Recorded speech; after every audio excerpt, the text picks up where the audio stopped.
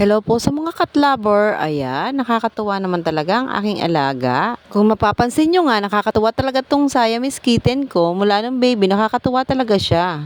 O sino mga nakaka-relate dyan? Ayan, yung mga may alagang ganito, di ba? Nakakatanggal stress. Bukod sa nalilibang ka na.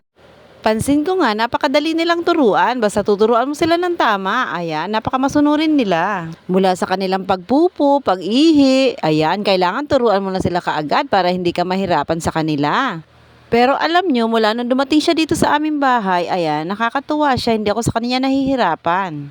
Alam nyo ba na kailangan ituring nyo lang siyang parang kapamilya mo. Parang ano, kapamilya mo lang talaga. Ayan, para nag-enjoy ka lang, ganon. Sabi ko nga, sana sa Fira, wag ka nang lumaki, ganito ka na lang.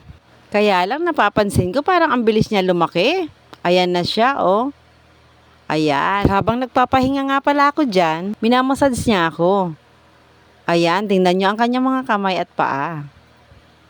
Dahan-dahan niya ako minamassage. Ayan o, di ba? Antok na yan. Habang natutulog ako, lumapit siya sa akin. Ayan.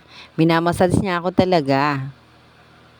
Ayan, gusto niyan tumabi sa akin matulog. Nakakatuwa, di ba? Napakalambing nila. Ayan o, tulog na ako dyan pero ayan, minamassage niya ako dyan. Siguro nararamdaman niya na pagod ako. Ayan, malakas kasi ang pakiramdam ng mga pusa. Ayan, kinukuhanan lang ako ng anak ko ng video.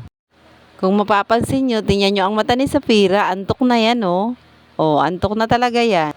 Tapos nung nakita niya sigurong tulog na ako, ayan, natulog na rin siya sa tabi ko. Oh, tingnan niyo, talaga nakayakap siya sa akin. O, di ba, napakalambing niya. Hinayaan ko nga muna pala siyang matulog sa akin tabi. Ayan. Nakakawala talaga to ng stress, guys. Ayan, oh. Napakalambing niya talaga. Hinaplos-haplos ko na rin lang siya bilang kapalit ng pagmassage niya sa akin. O, di ba? Ang sarap ng tulog niya. Ayan, ibinaba ko na nga lang siya diyan. Nakakawala ng pagod. Ayan, salamat sa panonood. Please follow and share.